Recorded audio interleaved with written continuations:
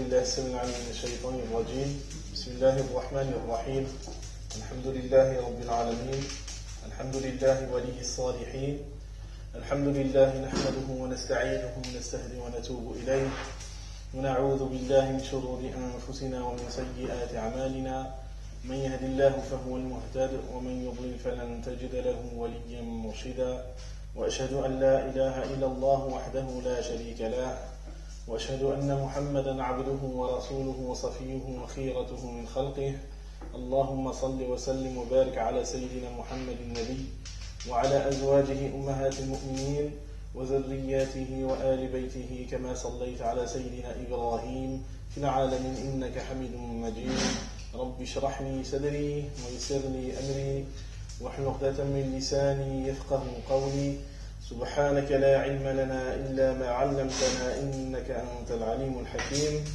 سبحانك لا فهم لنا إلا ما فهمتنا إنك أنت الجواد الكريم ولا حول ولا قوة إلا بالله العلي العظيم ربنا إننا نعوذ بك أن نشرك بك شيئا نعلمه ونستغفرك لما لا نعلمه أما بعد السلام عليكم ورحمة الله وبركاته. Donc, chers sœurs, chers frères, je remercie Allah Azza wa Jal qui nous a permis de nous réunir dans sa maison pour se faire le rappel et pour pouvoir apporter des éclaircissements concernant le sujet de la sunna. Donc, on a commencé ce séminaire la semaine dernière où on avait donc, déjà dans un premier temps défini le terme, la sunna, qu'est-ce que ça voulait dire. Alors je me tourne vers ceux qui étaient présents la semaine dernière pour savoir s'ils se souviennent. Qu'est-ce que ça veut dire sunna? Ça vient de quoi? Non, par exemple, effectivement, certains savants ont défini le mot sunna est un dérivé du sunna qui veut dire rendre une chose explicite. Mais encore clarifier. Et on avait dit quoi encore? Après on avait parlé d'un autre aspect. Comme la lame. Voilà, il y a aussi ce point de vue-là qui était aussi souligné, le fait de rendre un objet plus pointu, plus aiguisé. Comme par exemple, on va employer le verbe sanna pour aiguiser quand on parle de frapper de manière répétitive sur un objet pointu pour le rendre plus aiguisé. On avait parlé aussi de la question de la répétition. On avait parlé aussi que sunna, son dérivé, ça vient aussi, sa signification, elle vient des bonnes mœurs, des bonnes conduites, ce qu'on appelle tariqatu wa sira. Et que quand on parle de sunna, c'est généralement pour dire une bonne conduite. Et que quand on veut parler de la mauvaise conduite, on y ajoutait toujours quoi? Un qualificatif, comme on dit, sunnatu sayyi'a, une mauvaise conduite, une mauvaise tariqa. Et donc par la suite, on avait aussi défini le terme sunna du point de vue juridique, vous vous rappelez. On avait vu sous divers aspects, diverses disciplines de la science islamique, notamment sur la question de hadith, rappelez-vous. On avait parlé sur le hadith que le terme sunna avait une définition qui était nuancée par rapport à celle de fuqaha, celle des juristes, et aussi de ceux qui étudient l'aqida, et de manière générale. On avait dit que par exemple pour les gens de l'aqida, la sunna ce sont les actes, les propos, les approbations du prophète qui vont permettre de déterminer les limites de la croyance. Du point de vue de la foi, c'est comme ça que les savants de l'aqida ont déterminé la sunna. On avait vu que pour les muhaddithin, c'était les paroles, les actes, les approbations, mais aussi les qualités, que ce soit les qualités morales ou les qualités physiques du prophète Parce qu'on avait dit, rappelez-vous, que les muhaddithin, quand ils abordent le modèle du prophète, c'est en tant que guide, en tant qu'imam. Alors que pour l'aqida, ça sera plus pour voir le prophète dans les limites de la croyance. De même que pour l'usul fiqh, les fondements du droit musulman, on va aborder le modèle de la sunna dans la loi. C'est-à-dire, quels sont les propos, les actes et les approbations, ce qu'on appelle sunnatul qawliya ou fi'liya ou taqririya, qui vont permettre de tirer des lois. Et pour les fuqaha, pour les juristes, on avait dit que le terme sunna désignait tous les actes que le prophète a recommandé, que ce soit par ses propos, par son comportement ou par ses approbations, mais qui n'entraient pas dans le domaine de ce qu'on appelle al-wajib. Donc, Le prophète nous a demandé de faire sans que ce soit obligé de le faire ou sans que ce soit obligé de ne pas faire. Et en vérité, la sunna dans le fiqh, c'est tout ce qui est de l'ordre du recommandé, al-mandoub. Donc on voit que le terme sunna pouvait évoluer en fonction des disciplines qui étaient étudiées. Ensuite, on avait donc parlé de la place de la sunna en islam et on avait dit que la sunna c'était un modèle. Avant tout, un modèle, c'est ce qui expliquait le Coran et ce qui nous permettait justement de concrétiser l'islam. C'est un modèle pratique de notre religion. Et on avait dit que ce modèle c'était un modèle complet. Il aborde tous les aspects de la personnalité musulmane, de façon à ce qu'on ait tous les éléments pour pouvoir s'épanouir dans notre foi, tant dans notre relation avec Allah Azza wa Jal, que dans notre relation aussi avec les hommes. Mais on avait dit aussi que ce modèle de la sunna, c'était un modèle équilibré. C'est ce qu'on avait dit. Et surtout, que c'était un modèle qui était quoi aussi? Ceux qui étaient là la semaine dernière. On a parlé d'un modèle complet, un modèle équilibré, mais aussi un modèle qui est quoi? Facile à vivre. On avait expliqué que le prophète il a toujours choisi la facilité dans tous les cas. Tant que cette facilité, elle ne conduisait pas au péché. C'est un hadith qui nous est rapporté, d'après notre mère Aïcha, qui dit qu'à chaque fois que le prophète était face à deux situations, il choisissait toujours la plus facile, tant que celle-ci ne conduisait pas au péché. Et donc aujourd'hui, on va essayer de poursuivre justement cette étude de la compréhension de la sunna. Toujours, on ne va pas encore rentrer dans les aspects, les principes pour mieux la comprendre. Donc là, ça va être des détails un peu plus poussés. On va voir dans les deux dernières interventions, Inch'Allah. Mais là, aujourd'hui, on va voir déjà dans un premier temps quelle est sa prise de considération. Quand on parle de sunna, quelle est sa prise de considération, quelle est son importance en ce qui concerne la loi, en tant que source de la loi. Ça, c'est ce qu'on appelle hujjiyatu as-sunna.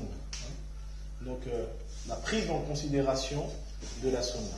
Alors, je vous pose cette question. Je pense que vous avez déjà dû plus ou moins entendre parler de cette question de la prise en considération de la sunna. Quelle est sa considération à la sunna du point de vue de l'islam? C'est secondaire, c'est pas très important.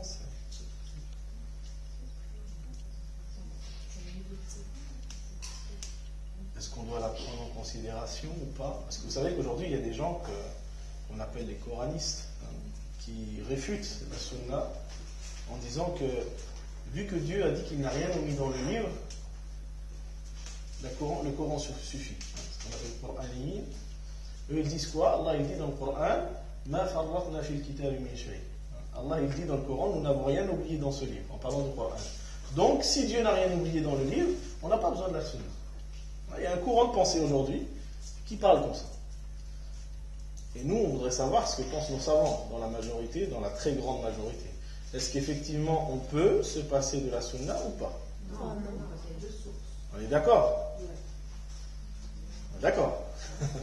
Très bien. Effectivement, quand on parle de la sunna et de sa prise en considération, il est, en tant que musulman, obligatoire. C'est même pas une option. Il est une obligation d'y recourir. Il est une obligation de revenir à la sunna comme source de la loi. Et on va voir pourquoi, les raisons un peu plus tard. Et il est une obligation non seulement d'y recourir comme source de la loi, mais il est aussi une obligation de la mettre en pratique. C'est une obligation pour tout musulman de mettre en pratique la sunna du prophète, alayhi salam, que dans ses prescriptions, dans ce qu'il nous ordonne de faire, dans ce qui est une loi. Et ça, du fait que tout simplement, la sunna, elle est aussi l'expression de la loi divine. Expliquez-moi, qu'est-ce que ça veut dire que la sunna, elle est l'expression de la loi divine? Ça veut dire quoi? Non, c'est vrai. Appliquer la loi de Dieu par ses révélations, etc. Donc il l'appliquait à la lettre, donc c'est juste la mise en pratique. Non. Est-ce que le prophète, alayhi salatu wassalam, c'est un être humain? Il dit, Allah Ta'ala dit, dis-leur, je ne suis qu'un être humain comme vous. Donc il est un être humain. est-ce que l'être humain, il est touché par la faillibilité ou pas? Ben oui. Ce qu'on appelle l'ismatu. Oui. Est-ce que le prophète, alayhi salam, en tant qu'être humain, il est aussi concerné par la question de la faillibilité? Non. Est-ce qu'il pouvait tomber malade? Oui. Est-ce qu'il avait besoin de manger? Est-ce qu'il avait besoin de boire? Est-ce qu'il avait besoin de dormir? Est-ce qu'il est mort? Oui, alayhi salam. Donc, dans le cadre de son humanité, il est effectivement dans la faillibilité. Et même dans le cadre de ce qui touche à ce bas monde. Puisqu'on sait, quand on revient à la Sira, et ceux qui l'étudieront cette année, que ce soit en initiation chez nous, ou bien, Inch'Allah, en spécialisation avec notre frère Farid, vous verrez que, en ce qui concerne les choses de ce bas monde, le prophète, alayhi salatu wassalam, pouvait avoir des erreurs de jugement. On a plusieurs cas qui sont recensés dans la vie du prophète, alayhi salatu wassalam, notamment le cas des prisonniers, notamment de Badr, où le prophète avait choisi de les libérer contre une rançon jusqu'à ce qu'Allah subhanahu wa ta'ala lui en fasse le reproche dans Surat Al-Anfal.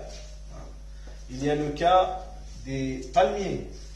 Le prophète, quand il va faire les hijra, il va arriver à Médine, il va trouver que les Médinois, lorsqu'ils font de l'agriculture, de la culture de dattes, ils attachaient en croix les palmiers les uns aux autres. Et par sa miséricorde, le prophète lui a dit, mais pourquoi vous torturez ces arbres? Il leur a dit, coupez ces cordages. Et les musulmans qui, bien sûr, obéissaient au prophète, ils ont coupé leurs cordes. Sauf que l'année d'après, ils ont eu moins de dates. Et là, ils vont venir voir le prophète, ils vont dire, Ya Rasulallah, tu nous as dit de détacher.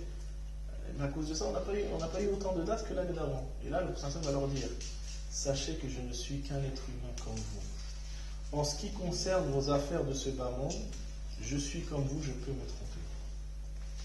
Mais je ne dis pas le reste du hadith pour qu'on arrive à ce que je veux vous faire arriver.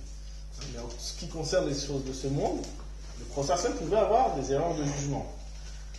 On le voit lors même de la bataille de Badr. On sait que le prophète, alayhi salatu wassalam, va se positionner à Badr derrière les puits. Jusqu'à ce que le Habib, un compagnon, va venir le voir et lui dit, ô messager de Dieu, est-ce que cela vient de toi ou est-ce que ça vient de Dieu? C'est le fait de se positionner à cette place. Et le prophète lui a dit, non, c'est moi qui ai décidé de me mettre ici par mon propre jugement. Et là, le Habib va lui dire, mais ne crois-tu pas qu'il serait mieux que tu te places devant les puits, de façon à ce que cela assoiffe l'ennemi et que ça saigne la discorde entre eux. Et le prophète va agréer ce jugement qu'il a trouvé meilleur que le sien. Et ils vont changer leur position lors de la bataille de Badr. Donc, en termes de son humanité, oui, il était faillible. Mais est-ce qu'on parle de son humanité? Est-ce que là on est en train de parler de la sunna en tant que qualité humaine? On est en train de parler de source de loi. C'est-à-dire que si on aborde la question de la sunna comme source de loi et de légifération, on va parler du prophète alayhi salam en tant que quoi? Que législateur. Et la loi qu'il nous a dictée, est-ce qu'il l'a dictée de son propre chef? On est d'accord. Allah nous dit quoi? وَلَا يَنطِقُ عَنِ الْهَوَىٰ إِنْ هُوَ إِلَّا وَحْيٌ يُوحَىٰ. Il ne parle pas sous l'effet de la passion, mais il parle sous l'effet d'une révélation qui lui est parvenue. Le prophète, alayhi salatu wassalam, en ce qui concerne tout ce qui est de la religion, il ne pouvait pas prendre un chemin qu'il voulait lui. Mais il était dicté par la révélation. Il était dicté par Allah Azza wa Jalla. Il a été orienté en ce sens-là. Et donc, on peut considérer que la sunna, c'est une forme de révélation. Bien sûr, c'est là. Il y a des chaises, s'il manque des chaises, vous pouvez prendre des chaises. Donc, la sunna, c'est une forme de révélation, bien sûr, à condition que cette même sunna, elle soit quoi? Authentifiée. On est d'accord. Parce qu'on ne peut pas mettre n'importe où, n'importe comment, en disant que c'est la sunna et qu'on va suivre comme ça de façon aveugle, et ça on va y revenir par la suite. Alors, les savants se sont exprimés justement sur la prise de considération de la sunna. Je vais citer quelques paroles pour vous dire à quel point les savants ont été très pointilleux, très exigeants quant au fait de prendre en considération la tradition du prophète. On a déjà un savant qui s'appelle Ishaq ibn Rahawai, rahimahullah, lui qui dit dans un de ses livres, et donc ce savant c'était un juriste, il dit celui qui a reçu une nouvelle de la part du prophète, celui qui reçoit une nouvelle de la part du prophète et qui reconnaît son authenticité. C'est-à-dire non seulement il reçoit cette information du prophète, mais il en reconnaît l'authenticité, et qui, après avoir reconnu son authenticité, la rejette sans raison valable, c'est-à-dire sans aucune raison. Il reçoit une sunna de la part du prophète, cette sunna est authentique, et il la rejette sans y apporter de raison valable. Parce qu'on va voir que dans certains cas, quand on va avancer dans l'explication, qu'il faudra faire attention aux traditions, comment les comprendre, comparer au Coran, comparer à d'autres hadiths, etc., mais ça on va y revenir. Donc celui qui reçoit une sunna de la part du prophète, qui est authentique, et qui la rejette sans raison, ce savant, il nous dit, il est considéré comme un kafir. Direct. Parce que al-kufr, c'est pas seulement le fait de ne pas croire en Dieu.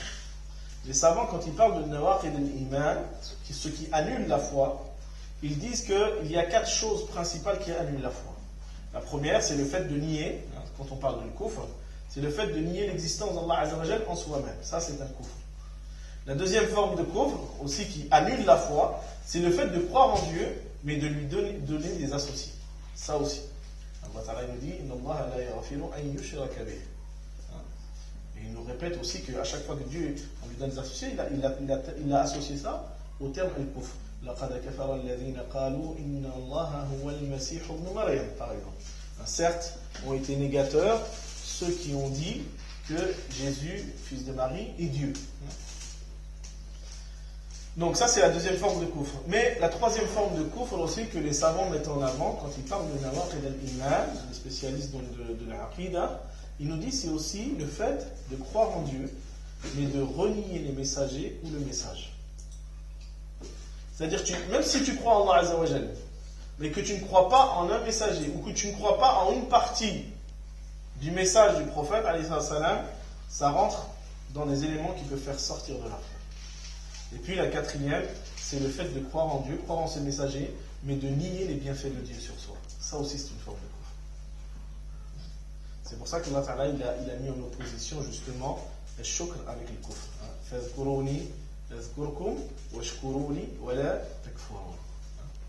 Soyez présents à moi, je serai présent à vous, et soyez du nombre des reconnaissants et ne soyez pas parmi les négateurs. Naam Asma.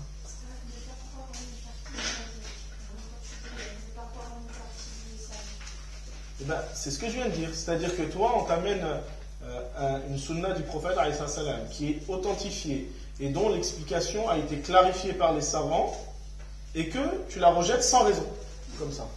Ah non, moi j'ai pas envie de faire ça, j'y crois pas. Mais ça, c'est une forme de kufr. Non, mais tu peux y croire, mais non, mais le rejeter, moi je t'ai dit le rejeter, la rejeter. La rejeter en la niant, en niant cette vérité-là. Je ne parle pas de ne pas faire. Tu peux croire, comme tu peux croire que la prière elle est obligatoire sans la faire, et là, chez la majorité des savants, tu n'es pas considéré comme un kafir, mais comme un fasir. Ils appellent ça un pervers et non un négateur. Mais pour la sunna, c'est la même chose. Tu peux croire en une sunna, ne pas la pratiquer, c'est une négligence dans ton islam. Mais le fait, moi je parle de rejeter. Le fait de rejeter, c'est de la renier. C'est pas pareil. Non. C'est quoi le kafir? Le kafir, c'est le négateur. Ce que les gens appellent plus communément le mécréant. Mais moi, j'aime pas trop cette expression-là, parce que c'est plus juste de parler de négateur que de mécréant. Parce que, de toute façon, dans la négation, il y a de la mécréance. Mais des fois, c'est pas forcément de la mécréance. Vous voyez, Iblis, Allah il dit il a été du nombre des kafirs, mais pourtant il croit en Dieu. Vous voyez. Donc on ne peut pas dire que c'est seulement la mécréance. C'est plus que de la mécréance. Même le fait de ne pas croire en Dieu, c'est nier aussi, c'est nier la vérité. Donc c'est pour ça que le terme négation est plus juste que mécréance.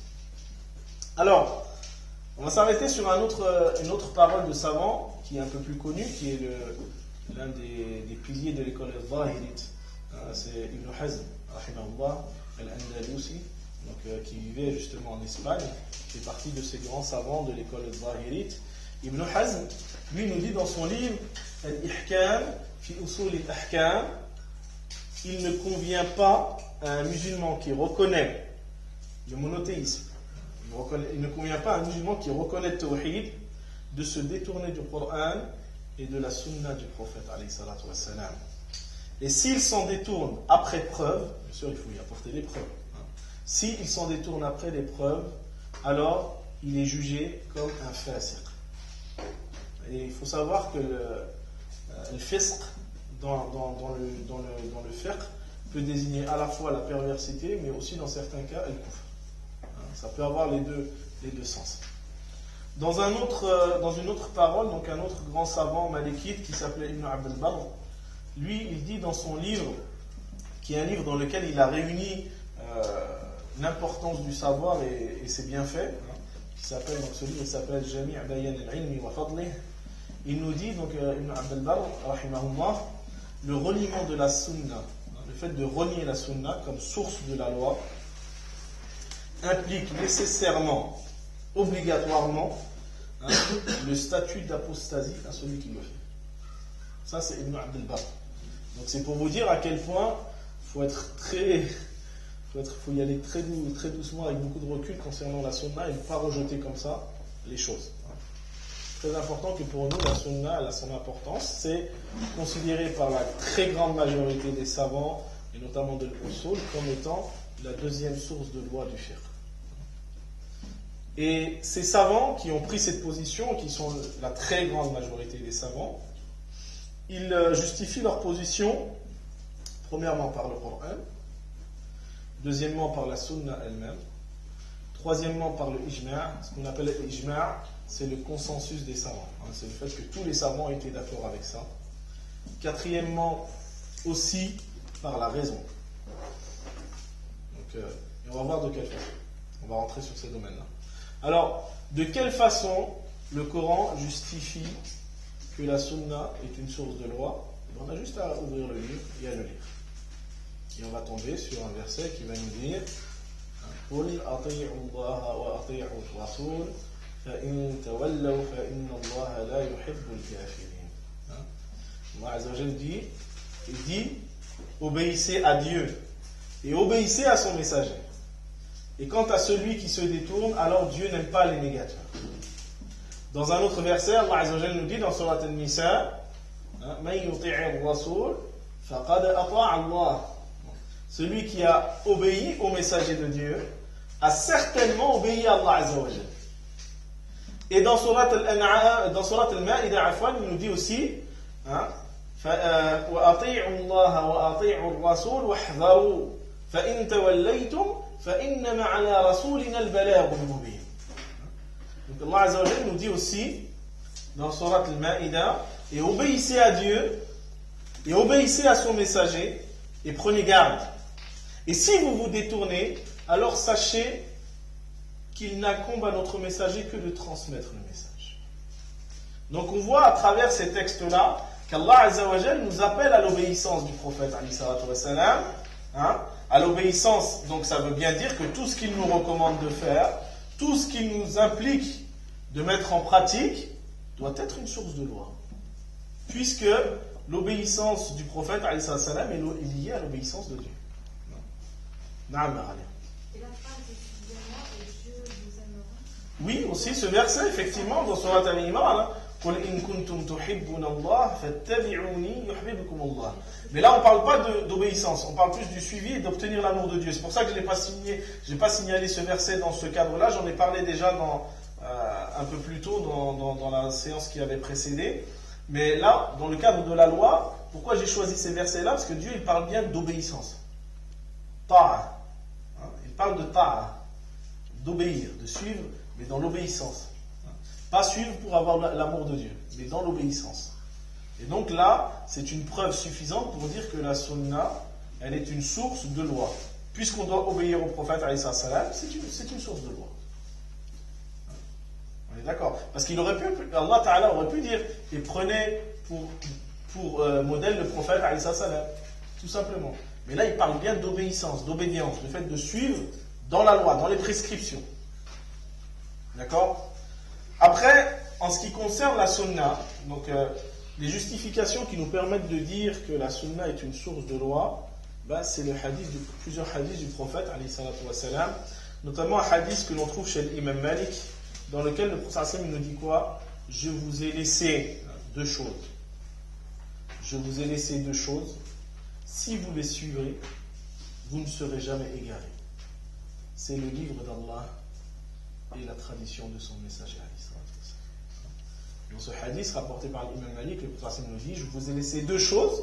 Si vous vous y maintenez, si vous vous y accrochez, vous ne serez jamais égarés. C'est le Coran et la sunna du prophète. Donc on voit bien que là, le prophète nous donne pour indication que la sunna est une source de loi, avec laquelle on va rester dans le droit chemin. Dans un autre hadith qui est un peu plus connu, qu'on connaît peut-être un peu tous, c'est celui qui est rapporté par l'imam Abu Daoud, selon Mu'adh ibn Jabal. On le connaît, lorsque le prophète va envoyer Mu'adh ibn Jabal au Yémen, parce qu'il avait contracté des dettes et qu'il n'avait pas les moyens de la rembourser, et pour rembourser sa dette, le prophète lui a dit de partir, faire da'wa aux gens du Yémen, et lorsqu'il va l'envoyer, avant qu'il parte, il va lui dire, comment vas-tu juger entre les gens? Et là, Mu'adh ibn Jabal, il va lui dire, selon le livre de Dieu, selon Kitab Allah. Et à ce moment, le prophète va lui dire, mais si tu n'y trouves rien, si tu trouves rien dans le Coran, il va dire, selon alors la sunna du prophète. Il dit, et si tu n'y trouves rien, il dit, alors dans ce cas-là, je ne ménagerai pas mes efforts et je réfléchirai à une solution qui puisse convenir ou apporter un bien-être pour les gens. Et là, le prophète va dire, louange à Dieu qui a guidé le messager du messager vers ce qui est bien. Donc on voit bien que dans ce hadith, en premier lieu, Mu'adh, il cite comme source pour juger le Coran, mais en deuxième lieu, il cite quoi? La sunna du prophète. Donc ce hadith aussi, il est une preuve pour dire qu'on ne peut pas négliger la sunna comme source de légifération, puisqu'elle a été agréée par le prophète lui-même. Alors, en ce qui concerne la question du consensus, effectivement, depuis les compagnons du prophète, jusqu'aux grands savants aujourd'hui, qui sont reconnus, et dès l'époque du prophète, les compagnons se référaient automatiquement au prophète. Et il y avait un véritable consensus à ce niveau-là. Quand on revient sur les trois premières générations jusqu'aux grands imams et les grands fondateurs des écoles, il n'y a pas un savant qui a dit qu'on pouvait se passer de la sunna du prophète. Et donc, vu que c'est un objet qui a fait un consensus entre les savants, aujourd'hui on ne peut pas dire le contraire. Et ceux qui le disent, alors ils prennent le risque de s'exposer à la colère d'Allah Azza wa Jal, que Dieu nous en préserve. La quatrième justification que j'avais émise tout à l'heure, c'est la question de la raison, l'aql.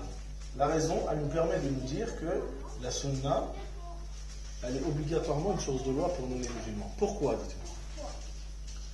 Si on disait que la sunna, c'était pas une source de loi, moi je m'arrête que au Coran.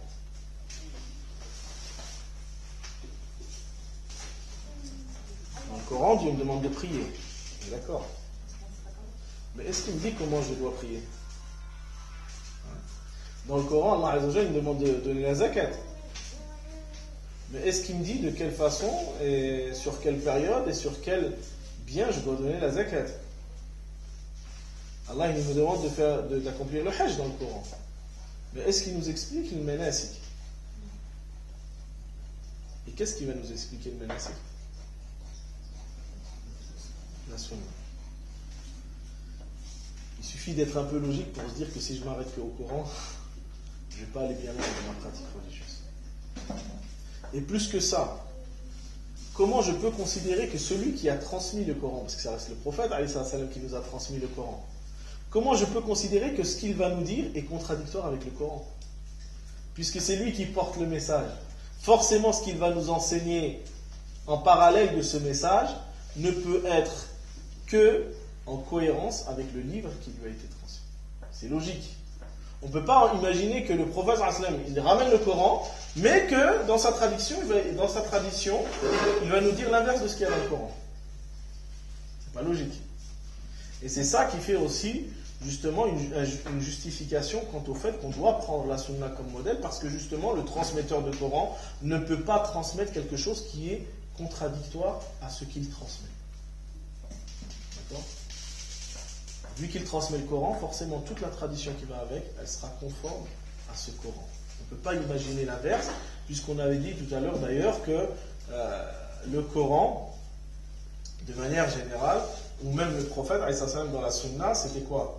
On a dit que c'était l'explication du Coran, la concrétisation de l'islam. Donc on ne peut pas imaginer le prophète qui est la concrétisation du Coran et sa matérialisation dans une personne, qu'il puisse faire quelque chose qui soit contradictoire avec le Coran. On est d'accord? Est-ce que jusque-là ça va ou est-ce qu'il y a des questions? Moi j'ai Oui, la sunna, quand tu dis la sunna, est-ce qu'elle est que pour le prophète et Ibrahim par rapport au mouton, ça me fait penser au mouton, c'est une sunna aussi? Oui, mais le fait que le prophète l'a fait devient une sunna du prophète. Ah, Même si son origine elle vient d'Ibrahim. Donc on regarde que le prophète. Voilà. De toute façon, le prophète il a confirmé ce qui devait être gardé de ce qu'il y avait avant. Et il a rejeté ce qui était faux. Il n'est pas venu pour changer les choses. Non, ce qu'il trouvait de convenable et ce que Allah Ta'ala a jugé comme convenable, même à l'époque des Arabes, ça a été gardé. C'est pas quelque chose qui a été changé. Comme je vous ai dit tout à l'heure, la dernière séance, ah oui c'est vrai que tu n'étais pas là à lire, mais la dernière séance, quand on a parlé du modèle du prophète, que c'était un modèle facile à vivre, j'avais cité le verset de Surah Al-A'raf, quand il dit que parmi les caractéristiques du prophète, c'est quoi? يَأْمُرُكُمْ بِالْمَعْرُوفِ وَيَنْهَاكُمْ عَنِ الْمُنكَرِ ويحل لكم الطيبات ويحرم عليكم الخبائث ويضع عنكم إصرهم والأغلال التي كانت عليهم. Donc Allah Ta'ala, il nous dit que le prophète il n'est pas venu pour changer ce qui n'est pas à changer. Il dit il est venu pour vous ordonner ce qui est bon et pour vous interdire ce qui est blâmable, pour vous rendre licite les bonnes choses et vous interdire ce qui est mauvais, et pour ôter les difficultés et les carcans auxquels vous étiez enchaînés. Voilà. Ça, il est venu pour ça. Il n'est pas venu pour apporter quelque chose qui était un convenable qui n'existait pas avant. Le convenable, il était convenable. Ça, c'était des choses que Allah subhanahu wa ta'ala, il avait édifiées dès le début. Il est juste venu pour, comme il le dit lui-même, alayhi salatu wa salam, pour parfaire la noblesse de caractère. Son message, il est venu pour ça, pour dépoussiérer ce qu'il y avait à dépoussiérer. Alors, l'imam Shafi'i, lui, il a donné 7 points. Il a donné 7 points, justement, qui justifient le recours à la sunna dans son livre qui s'appelle Ça fait partie, lui, c'était son livre de fiqh. Il a 2 livres références, donc et puis il y a Risala, qui est plus un livre de usul, et qui sont des références pour l'école shafi'ite. Et lui, il donne 7 points pour justifier le fait d'avoir recours à la sunna. Et il dit, le premier point sur lequel on justifie le recours à la sunna, c'est justement al-isma, l'infaillibilité du prophète. Vu qu'il est infaillible en matière de religion, on ne peut pas ne pas avoir recours à lui. Il dit deuxièmement, c'est l'attitude des compagnons, qu'ils le prenaient comme une référence. Si la sunna ne devait pas être une source de loi, les compagnons ne l'auraient pas fait. Mais le fait qu'il revenait automatiquement au modèle du prophète, c'est une preuve que la sunna est une source de loi. Il dit troisièmement, c'est le fait que le Coran ordonne de le suivre. Ça, c'est une justification pour dire que la sunna est une source de loi, que Allah Azza wa Jalla nous demande de le suivre et de lui obéir.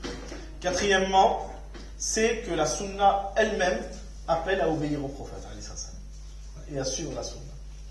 Comme j'ai dit tout à l'heure, j'avais cité les hadiths, mais il y en a un autre qu'on trouve chez l'imam Ahmed et Abu Daoud, Tirmidhi et Hakim, dans lequel le prophète dit j'ai aussi le livre et son équivalent. Son équivalent, c'est la sunna. J'ai reçu le kitab, c'est le Coran, et son équivalent, c'est la sunna. Cinquièmement, c'est tout simplement le fait, il nous dit même Shafi'i, le fait que la sunna doit être une source de loi, c'est que le Coran ne peut pas suffire pour la pratiquer. On ne peut pas s'arrêter qu'au Coran, et donc forcément la sunna joue son rôle, comme je l'ai expliqué tout à l'heure. Sixièmement, c'est que les savants ont considéré que la sunna est une forme de révélation. Et donc on est obligé d'y avoir recours. Comme j'ai dit tout à l'heure, j'avais cité le verset de Surat al-Najm, In huwa illa wahyun yuha. Ce n'est qu'une révélation qui lui parvenait. C'est-à-dire que tout ce que dit le prophète en matière de religion est une forme de révélation, et donc ça prend forcément le statut de loi. Que ce soit le Coran directement, ou ce que le prophète a pu dire à travers sa propre parole, ce qu'on appelle les hadiths. Et puis septièmement, l'imam Shafi'i, il nous dit que c'est l'ijma', le fait qu'il n'y a jamais eu de divergence sur ce point, à part dans les courants qui sont venus bien après, mais pas dans les premières générations, eh bien ça fait office de preuve pour dire que la sunna est une source de jurisprudence. Est-ce que jusque-là ça va? Si vous n'avez pas compris, dites-le moi. La troisième, c'est quoi? Le troisième, c'est l'ordre du Coran de suivre le prophète. Ça, c'est une preuve pour dire que la sunna est une source de loi. Et l'infaillibilité? L'infaillibilité, c'est que le prophète sallam ne pouvait commettre d'erreur en matière de religion. Parce que même quand il a pris des décisions qui n'allaient pas dans le sens que Dieu voulait, il était corrigé par la révélation. Donc il ne pouvait pas commettre d'erreur. À chaque fois que le prophète il a pris des décisions et qui n'allaient pas dans le sens de ce que Dieu voulait, automatiquement Dieu il révélait des versets pour réorienter son prophète vers ce qui était bon. Il ne pouvait pas se tromper. Il ne pouvait pas. Je dis même quand il a eu... Mais ça veut dire quand même que le prophète il avait son propre chef. Il avait ses avis. Sauf que Allah, il était là pour le recadrer quand ses avis n'étaient pas conformes à ce que voulait dire. Et c'est pour ça qu'on dit qu'aujourd'hui on ne peut pas dire que le prophète il a pu nous laisser en héritage des erreurs. C'est impossible. Parce que justement Allah Azza wa Jalla lui révélait les versets du Coran et sa sunna. Alors, après avoir vu la question de ce qu'on appelle Hujjiyat Sunna, donc la prise en considération de la Sunna, on va revenir sur un autre point avant de rentrer sur la compréhension, c'est le devoir. Le devoir de tout musulman envers la Sunna. Parce qu'on a un devoir. Si la Sunna du prophète, alayhi salatu wassalam, on a démontré tout à l'heure que c'est un modèle. Un modèle qui est détaillé, un modèle qu'on doit suivre en tant que musulman, que ce soit de façon individuelle dans notre rapport à Dieu ou avec les autres, mais aussi de façon collective dans la société. C'est-à-dire que même ce que nous a laissé en héritage le prophète sallam, de manière collective, c'est quelque chose qu'on doit construire. Il ne suffit pas de dire que moi, individuellement, j'essaye de suivre la sunna, c'est bon. Mais il faut essayer aussi d'imiter le modèle de société que le prophète sallam nous a laissé en héritage. Et donc, si le Coran, il est considéré comme, je l'ai dit tout à l'heure, un Coran qui est, si la sunna afwan est considéré comme un Coran qui est expliqué et une mise en pratique de notre religion, il est du devoir de chacun d'entre nous de bien comprendre cette sunna.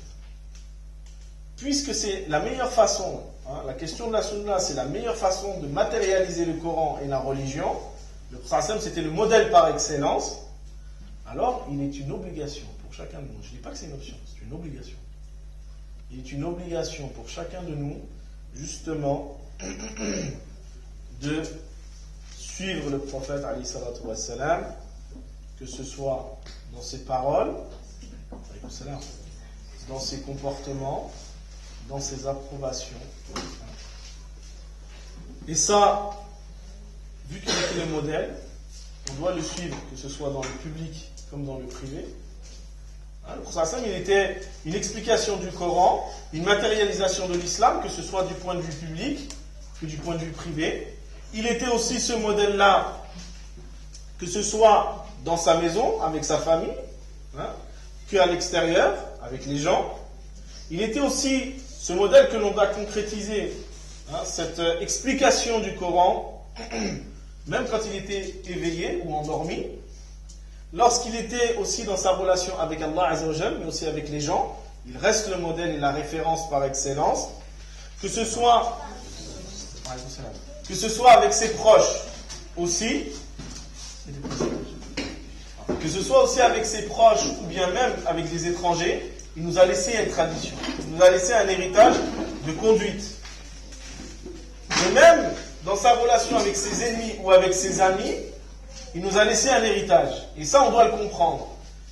De même qu'en temps de paix, qu'en temps de guerre, il nous a laissé un héritage pour bien comprendre notre relation avec les gens en temps de paix ou en temps de guerre. Et même dans les moments heureux, il nous a laissé une façon de faire, et même dans les moments malheureux, comme dans le mariage ou bien la mort, il nous a laissé des traditions qui nous permettent de savoir comment suivre sa voie et se comporter. Et donc, du coup, c'est un devoir pour tout musulman de connaître ce modèle. Si on veut vraiment s'attacher et bien vivre son islam, il est nécessaire de s'attacher au modèle, à la sunna du prophète, alayhi salatu wassalam, parce que la sunna du prophète, alayhi salatu wassalam, comme je l'ai expliqué un peu plus tôt, elle a été détaillée. C'est ce qui a détaillé notre islam. C'est ce qui a détaillé notre éthique musulmane, notre personnalité, la façon de vivre notre foi. Et donc, si le prophète, alayhi salatu wassalam, comme on l'a démontré auparavant, c'est un modèle qui est complet, c'est un modèle qui est équilibré, un modèle qui est souple, un modèle qui vise à une spiritualité profonde, à une nature humaine noble et à de hautes valeurs morales, eh bien on doit chercher à comprendre les subtilités de la sunna pour justement savoir comment la vivre au quotidien et être, dans ce que j'avais dit dans les cours précédents, un témoin dans la voie du juste milieu pour être un témoin. Parce qu'Allah Ta'ala, c'est ce qu'il veut de nous. وَكَذَلِكَ جَعَلْنَاكُمْ أُمَّةً وَسَطًا لِتَكُونُوا شُهَدَاءَ عَلَى النَّاسِ وَيَكُونَ الرَّسُولُ عَلَيْكُمْ شَهِيدًا. C'est ainsi qu'on a fait de vous une communauté du juste milieu, d'équilibre, afin que vous soyez des témoins sur les gens et que le prophète soit un témoin sur vous. Et j'avais expliqué pourquoi Allah Ta'ala nous dit ça. Parce que la voie du juste milieu, c'est celle-là la voie de l'excellence. Et d'ailleurs, le wasat en arabe, c'est un dérivé de l'awsat. Et l'awsat, c'est ce qu'il y a de mieux. Allah Ta'ala nous dit dans le Coran, quand il parle d'une kafara, il dit فَكَفَّارَتُهُ يَطْعَامُ عَشَرَةِ مَسَاكِينَ مِنْ أَوْسَطِ مَا تُطْعِمُ أَهْلِكُمْ أَوْ كِسْوَتُهُمْ أَوْ تَحْرِيرُ رَقَبَةٍ. Dans le Coran, Dieu il emploie ce terme awsat. Il dit, et l'expiation de celui qui jure pour rien, qui fait un serment sans le tenir, c'est de nourrir du pauvre, de ce qu'il y a de meilleur dans la nourriture qu'il donne à sa famille, ou bien de les vêtir, ou bien de libérer un esclave s'il ne peut pas. Donc, el-wasat, c'est à la fois cet équilibre, ce juste milieu, mais en fait, ce juste milieu, il représente l'excellence. Et par cette excellence, en suivant la voie du juste milieu, qui est la voie du prophète, c'est comme ça qu'on va témoigner du bel islam. Et on sera des témoins sur les gens, parce que les gens aujourd'hui, ils disent, ouais, mais on n'a pas de modèle. Et en Qiyamah, les gens diront, oui, mais on n'a pas eu de modèle. Sauf que si les musulmans jouent leur rôle de suivre la voie du juste milieu, de l'excellence telle que le prophète nous l'a laissé, on sera des témoins sur eux. Et Allah Ta'ala, il utilisera la communauté. Il dit non, il y avait des gens parmi vous qui étaient des modèles. Vous ne les avez pas suivis. Et le prophète, pourquoi il sera un témoin sur nous? Parce que c'est lui qui nous a laissé en héritage sa sunna. Et c'est lui qui nous dira si on a été conforme à ses enseignements ou pas, que Dieu fasse qu'on soit conforme à sa tradition. Alors, comme j'ai dit, il est quand même donc c'est un devoir pour nous de la connaître et de l'appliquer, parce qu'on a ce devoir de témoignage vis-à-vis des gens, et que ce soit du point de vue juridique, des lois, de ce qui nous a été transmis comme prescription, mais aussi du point de vue du comportement, parce que c'est ce qu'ont fait les générations de Salaf Salihin, Sahaba, Tabi'in, Tabi'in. Donc ces générations de gens qui étaient la meilleure des générations après le prophète, ils se sont efforcés, ils n'ont jamais cessé de s'efforcer à se rapprocher du modèle prophétique.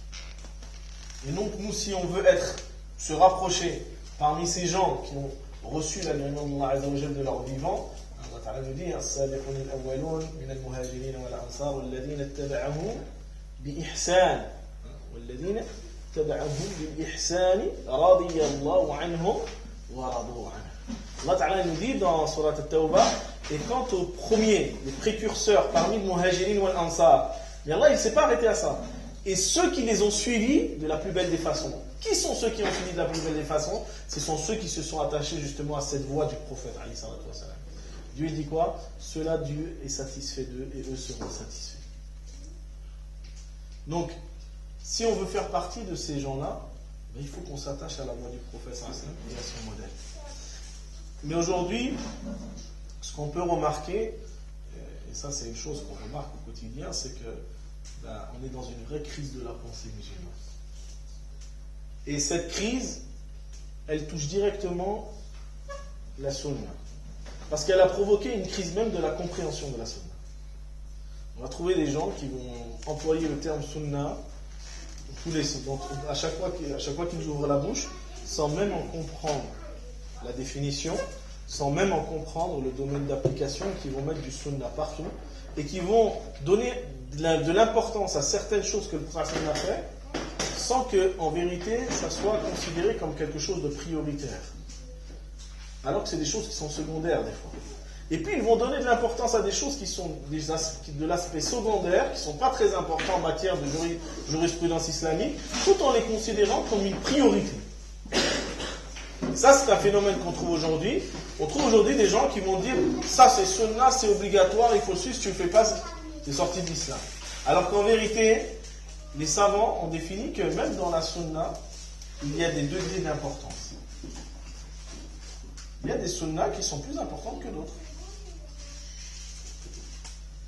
Et ça, les savants, ils les ont liés en trois catégories. Il y a ce qu'on appelle sunna al-mu'akkada, c'est la sunna qui est très recommandée. Parmi elles, la prière de l'Aïd, parmi elles, donc, d'autres aspects de la tradition du prophète sallallahu Salat al-Fajr, Salat al-Witr aussi, qui font partie de ces sunnah mu'akkada, donc qui sont presque dans le domaine de l'wajib sans l'être. Après, il y a des sunnahs qui sont moins, qui sont un peu moindres, d'intensité, ce qu'on appelle d'intensité moyenne. Et puis, il y a des sunnahs qui sont encore plus basses, c'est-à-dire qu'elles sont encore moins importantes.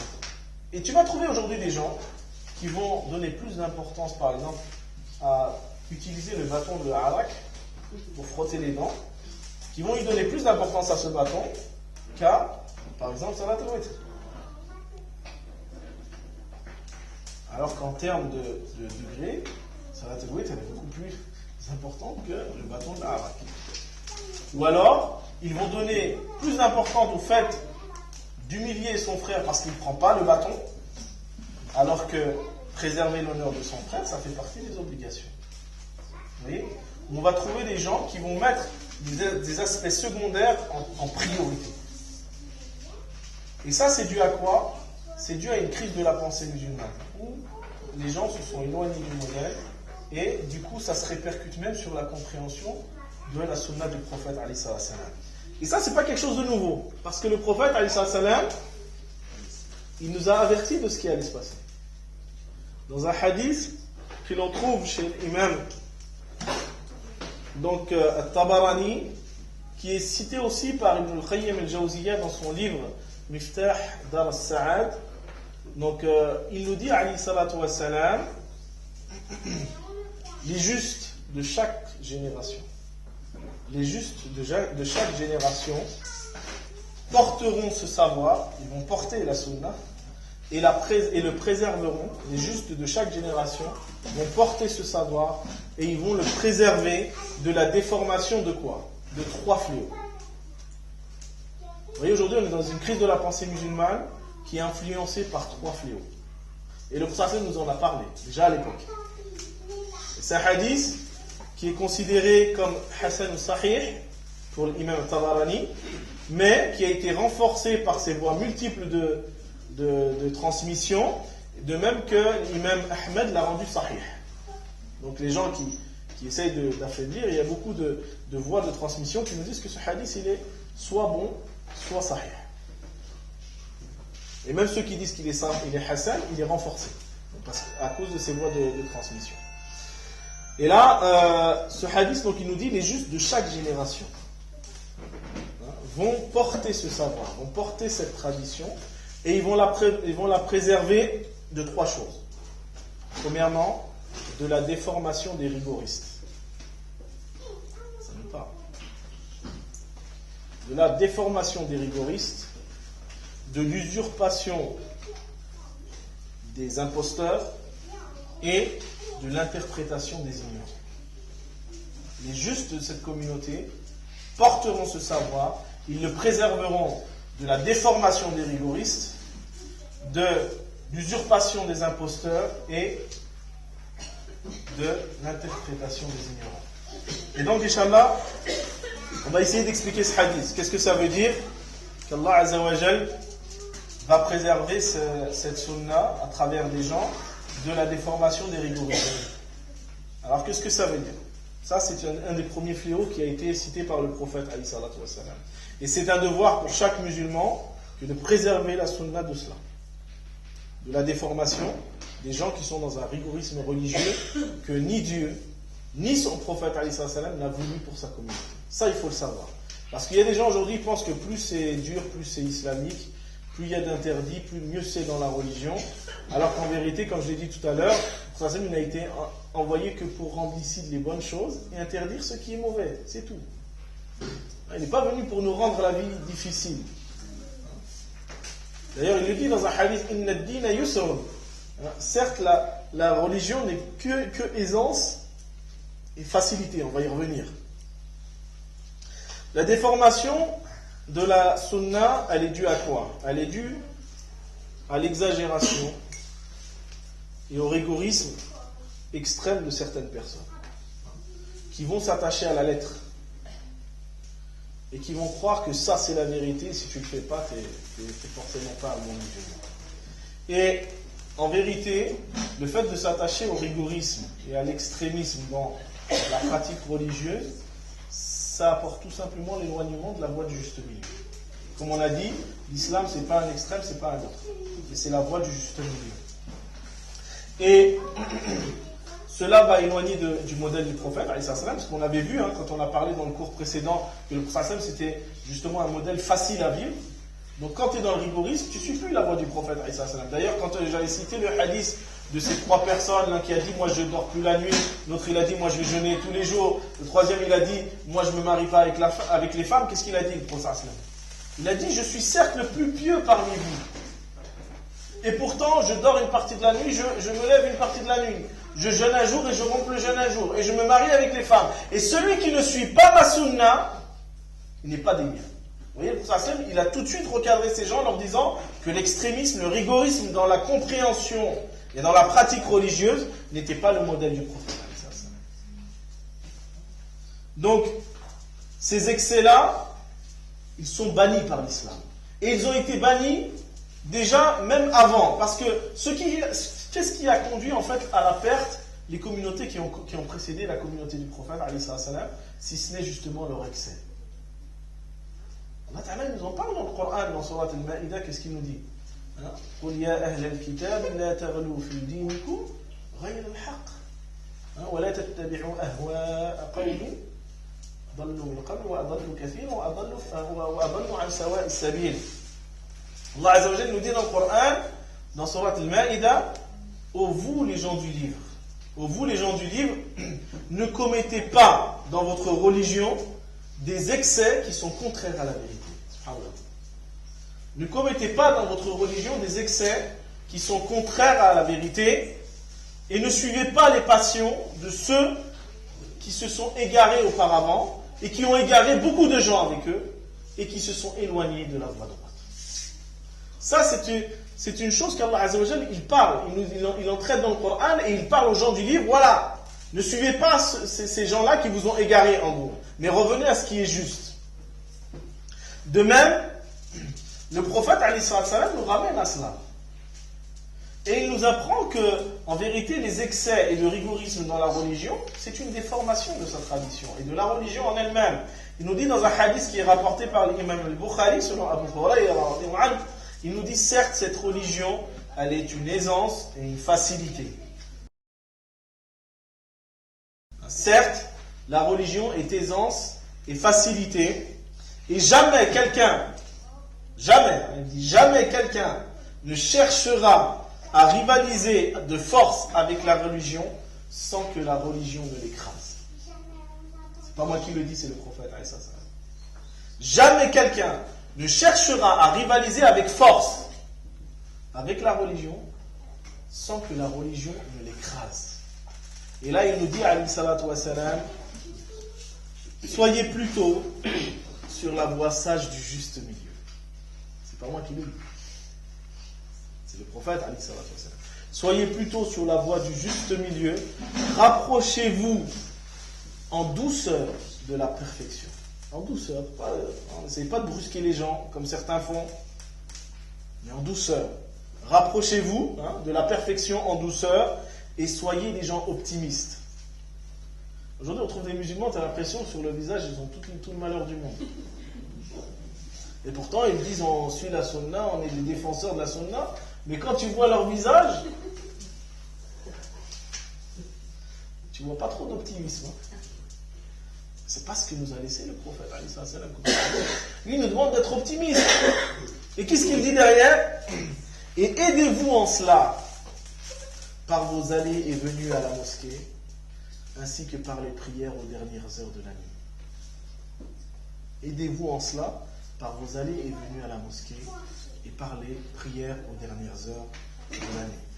Dans un autre hadith que l'on trouve chez Imam Ahmad, Nasa'i, chez Ibn Majah, Hakim et Ibn Khuzayma, donc c'est un hadith qui est authentique selon Abdullah ibn Abbas, le prophète alayhi salam, il nous dit prenez garde à l'excès en matière de religion. Il nous met en garde. Prenez garde à l'excès en matière de religion, que ce soit dans la pratique ou dans la compréhension. Il faut le comprendre dans les deux sens. Il dit ce qui a perdu vos prédécesseurs, c'est uniquement l'excès en matière de religion. Ce qui a perdu les communautés avant vous, c'était ça. Les Juifs, c'était ça. Regardez, on n'a pas besoin d'aller très loin. Et aujourd'hui, on trouve encore, pour vous dire, je fais un parallèle, mais pour vous dire que c'est pas pour rien qu'Allah Ta'ala nous parle de Moussa et qu'il répète l'histoire de Moussa et de Moussa et de Moussa dans le Coran. On pourrait se dire, mais pourquoi Allah Ta'ala nous parle autant de Moussa dans le Coran, alors que nous, on suit Muhammad alayhi salatu wa salam. Et je me suis posé cette question, moi, quand je lisais le Coran, je me suis dit, mais pourquoi Allah Ta'ala nous relate toujours l'histoire de Bani Israël ? Mais en fait, on sait pourquoi. C'est parce que malheureusement, les gens aujourd'hui font la même chose. On a juste à revenir sur l'histoire du Baqara. Qu'est-ce qu'il dit Allah Ta'ala ? وَإِذْ قَالَ مُوسَى لِقَوْمِهِ إِنَّ اللَّهَ يَأْمُرُكُمْ أَن تَذْبَحُوا بَقَرَةً. Et lorsque Moussa dit à son peuple, Dieu vous ordonne de sacrifier une vache. Wallahi, et je jure Wallahi, ils auraient sacrifié n'importe quelle vache, c'était bon. N'importe laquelle. Parce que Allah il dit dans le Coran, Inna Allah ya'murukum an tadbahu baqara. Est-ce qu'il est nakira ou est-ce qu'il est ma'rifa? Nakir. Le terme en arabe, il est indéterminé. Indéterminé, ça veut dire quoi? Une vache. Dieu vous ordonne de sacrifier quoi? Une vache, n'importe laquelle. Hein? Non, mais attends, ça c'est pas lui. C'est la suite. Ah non, mais Moussa Meskin, il a dû patienter avec son peuple. Hein? Sauf qu'aujourd'hui, on trouve la même chose. Hein? Moussa, quand il dit Dieu vous ordonne de sacrifier une vache, ils auraient sacrifié n'importe quelle vache, ça aurait été bon. Sauf qu'en vérité, qu'est-ce qu'ils vont faire? Déjà, invoque ton Seigneur, comme si ce n'était pas le leur.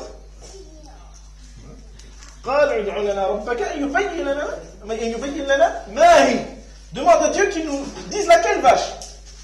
Et Moussa il commence à leur dire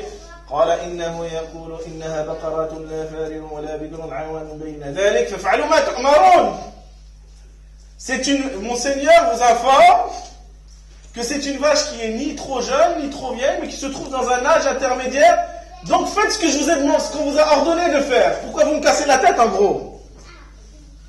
Miskin Moussa alayhi salam. En gros, c'est ce qu'il est en train de leur dire. Mais pourquoi vous êtes en train de me casser la tête? Je suis le prophète.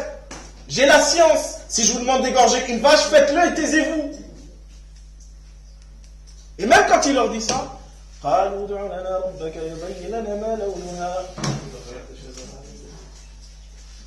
ouais, mais tu peux pas dire à Dieu de quelle couleur elle est. Et Moussa, il va leur dire. Et même quand il leur dit la couleur, ils auraient pu se dire, bon bah c'est bon, c'est à peu près, on va... Non. قالوا ادع لنا ربك يبين لنا ما هي إن البقرة تشابه علينا وإنا إن شاء الله لمهتدون. Ah, peut-être. Dis à ton Seigneur qu'il nous la désigne bien. Comme ça, la vache, elle sera évidente pour nous. Et là, on sera peut-être parmi les gens bien guidés. Mais en vérité, tout ce qu'ils sont en train de faire, c'est parce qu'ils n'ont pas envie d'égorger la vache. Sauf que Allah il va leur dire innahu yaqulu innaha baqaratun la dalun tuziru al-ardha wa la tasqi al-hartha musallamatun la shiyyata fiha. Il va leur donner une description précise de façon à ce qu'ils ne peuvent pas choisir une autre vache que celle qu'il leur a décrite. Et à ce moment-là, قالوا الآن جئت بالحق فذبحوها وما كادوا يفعلون. Lorsque la vérité, ils ne peuvent plus rien dire, qu'est-ce qu'ils ont maintenant? Maintenant, avant, comme si avant Moussa il pouvait mentir. Ils disent comme si avant Moussa il était en train de leur dire des mensonges. Maintenant qu'ils n'ont plus le choix, que la vache elle est évidente pour eux, qu'ils ne peuvent pas regarder ailleurs, ah ben maintenant tu es venu avec la vérité. Et ils l'ont égorgé, ils l'ont sacrifié, et Allah il nous donne l'information. Il nous dit en fait la raison de tout ça. Et ils l'ont sacrifié alors qu'en vérité ils ne voulaient pas le faire. Vous voyez? Et bien aujourd'hui, on trouve nos savants qui sont les héritiers du prophète et des prophètes. Et tu vas trouver des gens qui viennent de voir, Cheikh, qu'est-ce que je dois faire? Nanana. Et le cheikh lui dit, tu fais comme ça. Ouais, mais est-ce que je ne dois pas faire comme ça et comme ça et comme ça? Oui, mais non, je t'ai dit de faire comme ça. Non, mais est-ce que dans ce cas-là, je ne dois pas faire comme ça? Les gens de la vache!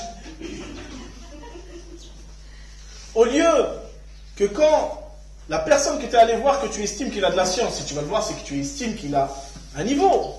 Il te dit, tu fais comme ça. Mais tu le fais. C'est ça l'attitude des croyants. Le croyant, c'est que lorsqu'il entend, sami'na wa ata'na. On l'a entendu et on obéit. C'est pas sami'na wa asayna comme ils ont fait à Bani Israël. C'était l'attitude de Bani Israël qui ont dit, nous avons entendu et nous avons désobéi. Mais le vrai croyant, quand il entend la parole du prophète, il s'y conforme. Comme aujourd'hui, les savants qui ont le savoir, quand ils nous disent de faire quelque chose, si tu estimes qu'il a du savoir, tu es venu le questionner à ce sujet-là, tu le suis. Ou alors tu ne demandes pas parce que tu estimes qu'il n'a pas de savoir. Oui, dans le Coran, c'est pas pour rien que Dieu nous parle de Bani Israël. C'est parce qu'aujourd'hui, on trouve chez les musulmans qui ont exactement les mêmes attitudes que les fils d'Israël ont eu envers Moussa, où ils étaient sans cesse en train de discuter ces ordres, sans cesse en train de poser des questions dans les détails, en vérité parce qu'ils ne veulent pas suivre ce que leur disait Moussa. Aujourd'hui, on va trouver des musulmans, il va venir voir un frère, ici, dis-moi, qu'est-ce que tu penses de cette question-là? Puis il va aller voir un autre, qu'est-ce que tu penses de cette question-là? Et puis il va voir un autre, qu'est-ce que tu penses de cette... Il va aller voir 20 personnes pour la même question. Et après, il va se dire, oh, qu'est-ce que je dois faire? C'est normal, qu'est-ce que tu dois faire? Normalement, tu vas voir une personne, tu estimes qu'elle a la science, tu la suis. Même si tu n'aimes pas ce qu'il te dit. C'est ça. Même si tu n'apprécies pas ce qu'il te dit, suis-la. Jusqu'à ce que tu aies une preuve du contraire. C'est ça l'attitude de celui qui cherche la science. Parce que celui qui a la science, il sait mieux que toi. Tout simplement. Et on sait que les ulama sont les héritiers du prophète. Donc quand tu es en train de remettre en question un savant qui est reconnu, renommé, parce qu'il ne va pas dans ton sens, tu es en train de remettre en question le prophète lui-même. Comme Bani Israël remettait en question leur prophète. Allah nous dit أَفَكُلَّمَا جَاءَكُمْ رَسُولٌ بِمَا لَا تَهْوَى أَنفُسُكُمُ اسْتَكْبَرْتُمْ فَفَرِيقًا كَذَّبْتُمْ وَفَرِيقًا تَقْتُلُونَ. Est-ce qu'à chaque fois qu'on va vous envoyer des messagers qui ne satisfont pas votre ego, vous voyez, c'est l'ego en vérité, c'est le hawa, vos passions, est-ce que vous allez en démentir une partie et vous allez en tuer une autre?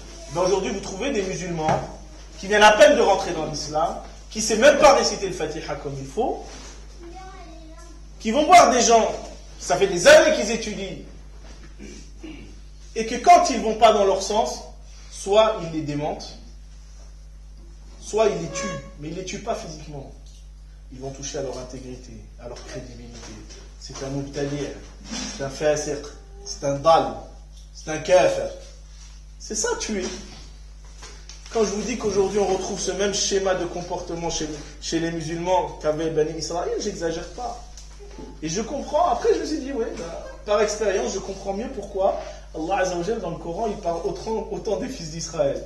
En vérité, c'est pour nous dire à nous, faites attention de ne pas suivre la même voie. Et malgré qu'Allah Ta'ala il l'a répété, on suit toujours la même voie.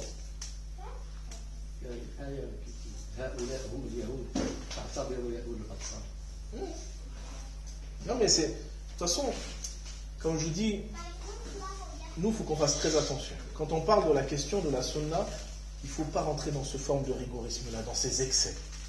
Regardez, la religion, remontez juste à quelques générations. Pour les gens, c'était très facile. Ils avaient des questions, ils partaient à la mosquée, il y a imam, il y a shir, qu'est-ce que je dois faire? L'imam lui dit, tu fais comme ça, il ne se pose pas la question. On n'a pas besoin d'aller voir, allez voir nos pères, nos grands-pères. Est-ce qu'on les voit frustrés dans les mosquées? Ils sont tranquilles, ils sont farhanin, ils sont heureux, ils sont simples.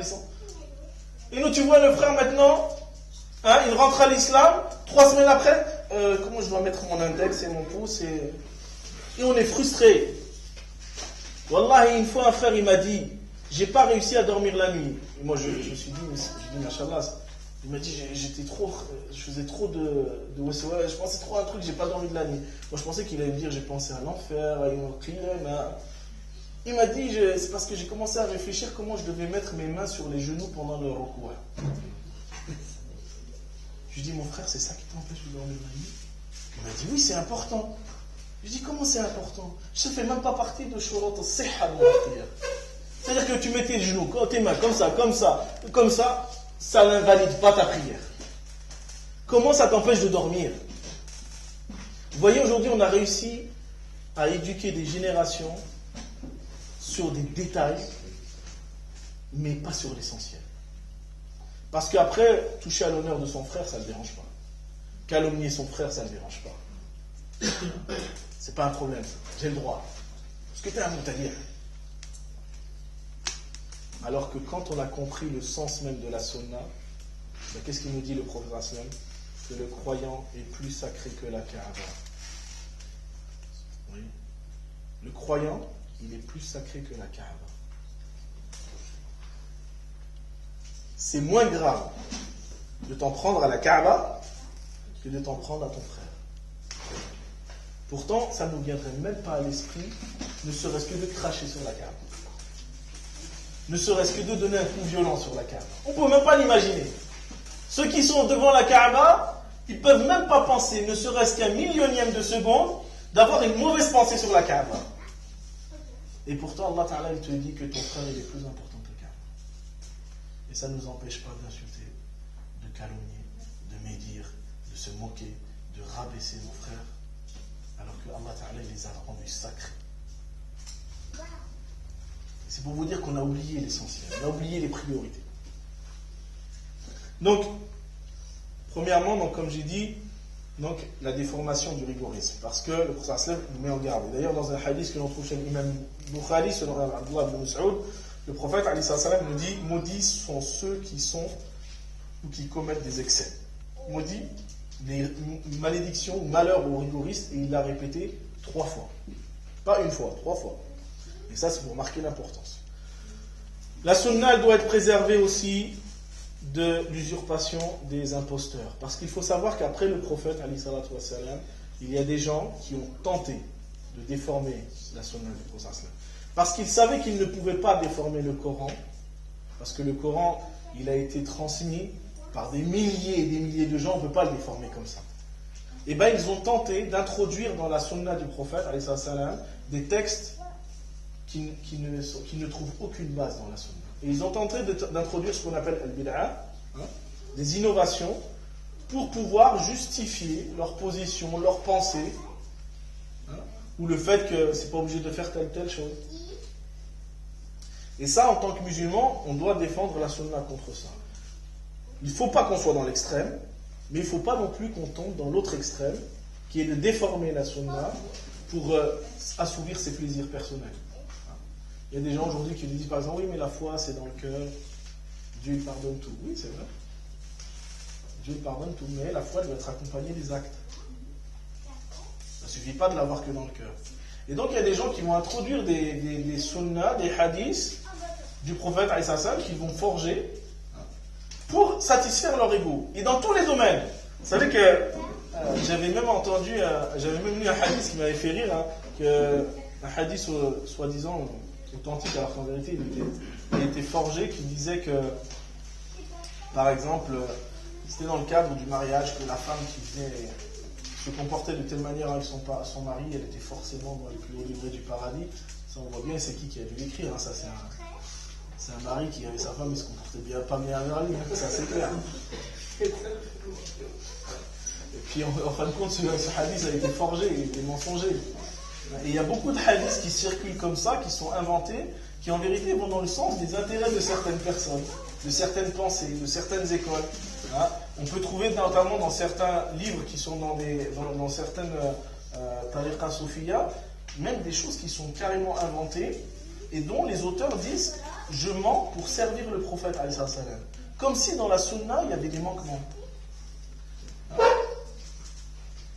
Parce que les savants qui ont répondu à ces gens-là en disant « mais tu ne dois pas mentir, parce que le prophète a dit celui qui ment à mon sujet, qu'il prépare sa place en enfer », ces auteurs ont répondu en disant « mais non, mais nous on ne ment pas contre le prophète, on ment pour lui ». C'est-à-dire on va inventer des choses pour servir la sunna. Comme si la sunna, il n'y avait pas suffisamment de hadiths et de traditions qui mettent en avant l'excellence du prophète. Et ça c'est grave. Donc il y a des gens qui vont justifier des impostures de cette manière-là avec une bonne intention. Et bien en tant que musulman, on a le devoir de préserver aussi la sunna de ces impostures-là. Tout ce qui est forgé, mensonger, il faut le rejeter. Il faut s'attacher que ce qui est authentique et bon. Et puis, le troisième fléau, c'est comme je disais, c'est l'interprétation des ignorants. Parce qu'aujourd'hui, on va trouver des gens, et ça aujourd'hui encore plus en France, je parle bien du contexte français, on va trouver des gens qui ne savent même pas lire l'arabe. Pas lire l'arabe. Et qui viennent te faire des fatwas, et qui t'expliquent que ça c'est comme ça, et c'est ça la sunna. Alors que quand tu lui dis, ben écoute mon frère, dis-moi qu'est-ce qu'il dit le hadith en arabe. Ah mais moi je ne sais pas lire l'arabe. Il m'est arrivé une fois en cours, une sœur, subhanallah, elle était venue me voir, et puis je sais pas ce qu'elle cherchait, la comique. Elle était en fond de salle, je me rappelle, elle était en fond de salle, puis je donnais un cours sur la prière, elle me fait, d'un coup elle prend la parole, elle me dit, oui mon frère, est-ce que les prières sont obligatoires? Je dis, bien sûr qu'elles sont obligatoires. Elle me dit, c'est pas vrai. Je dis, ma soeur, tu te rends compte de ce que tu es en train de dire? Oui, c'est pas vrai, les prières ne sont pas obligatoires. Je dis, mais tu te rends compte de ce que tu es en train de dire, ma soeur? Elle me dit, si, j'ai des preuves. Je dis, lesquelles? Elle m'a dit, cite-moi un verset dans le Coran où Dieu il parle des 5 prières. Et là, je dis, écoute, ma soeur, j'ai Allah Ta'ala dit dans le Coran, wa aqimus salat. Accomplissez la prière sous l'ordre. Donc la prière elle est obligatoire. Quant au détail de la prière, c'est la sunna qui l'a expliqué, mais ça n'enlève pas le caractère obligatoire. Et puis après, qu'est-ce qu'elle fait? Elle vient en fin de cours. Bon ben, vu que tu as dit ça, dis-moi, qu'est-ce que tu penses du statut du port de la barbe? Je lui dis, écoute, la majorité disent que c'est interdit de la raser, mais l'imam Shafi'i, il dit que c'est autorisé, que c'est permis de raser la barbe. Elle me dit, oui, mais non, c'est interdit. Je lui dis, écoute, moi je te dis ce que disent les ulama. Je lui dis, je suis pas en train de... Je te dis, les ulama, ils ont divergé sur le principe de raser ou pas la barbe. Et là, elle me dit, non, parce qu'il y a un hadith, tu dis n'importe quoi, il y a un hadith, une fois un compagnon, il s'était rasé la barbe, et le prophète, il s'est mis à pleurer. Et là, je la regarde, je lui fais, dis-moi, tu as lu le hadith en arabe? Elle me dit, non, moi je sais pas lire l'arabe. Je lui fais, et t'as lu même en français que le prophète, il a pleuré? Elle me dit, non, on m'a dit. Je lui fais, laisse-moi te dire un hadith du prophète, dans lequel il dit celui qui forge un mensonge à mon sujet, qu'il prépare sa place en enfer. Je lui fais parce que dans le hadith, en aucun cas, le prophète n'a pleuré. Je lui dis, il n'a pas pleuré. Il a juste dit pourquoi tu t'es rasé la barbe. Et cet homme, pourquoi ce jeune il avait rasé sa barbe? Parce qu'il avait que quelques poils de barbe. Et à chaque fois que le prophète le voyait, il souriait. Ça le faisait rire. Et lui, il pensait qu'il se moquait du fait qu'il avait une toute petite barbe. Et quand il va se raser la barbe, le prophète me dit, mais pourquoi tu t'es rasé la barbe? Il me dit, c'est parce qu'à chaque fois que tu me voyais, tu rigolais, j'ai cru que tu te moquais de moi, donc je l'ai rasé. Et là, le prophète me dit, non, c'est parce que je voyais les anges qui jouaient avec les poils de ta barbe et ça me faisait sourire. Hein? Où il a pleuré dans le hadith? On m'a dit. On m'a dit. On m'a dit. Vous voyez, l'ignorance, ça conduit à des maladies. Et malheureusement, combien aujourd'hui de jeunes, on n'a pas besoin d'aller très loin, juste sur notre localité, qui se forgent des opinions sur des gens, ou sur la religion, sur des on m'a dit. Aucune vérification, aucune étude, aucun effort pour chercher à vérifier ce qui est juste de ce qui ne l'est pas. On suit comme des moutons. Ah, parce qu'un tel m'a dit, donc je suis sûr. Pourtant, Allah Azza wa Jalla nous dit, Ya ayyuhalladhina amanu, in ja'akum fasiqun binaba'in fatabayyanu an tusibu qawman bijahalatin fatusbihu ala ma fa'altum nadimin. Allah dit dans le Coran, ô vous qui avez cru, si on vient à vous avec une information, vérifiez-la. Et tabayyun en arabe, c'est le fait d'avoir toutes les preuves et tous les arguments de façon à ce qu'on est sûr sur la chose. On ne peut pas douter sur la réalité de la chose. Fatabayyanu, vérifiez-la de façon à ce que vous ne causiez pas du tort à des gens par ignorance et que ce soit pour vous une source de regret.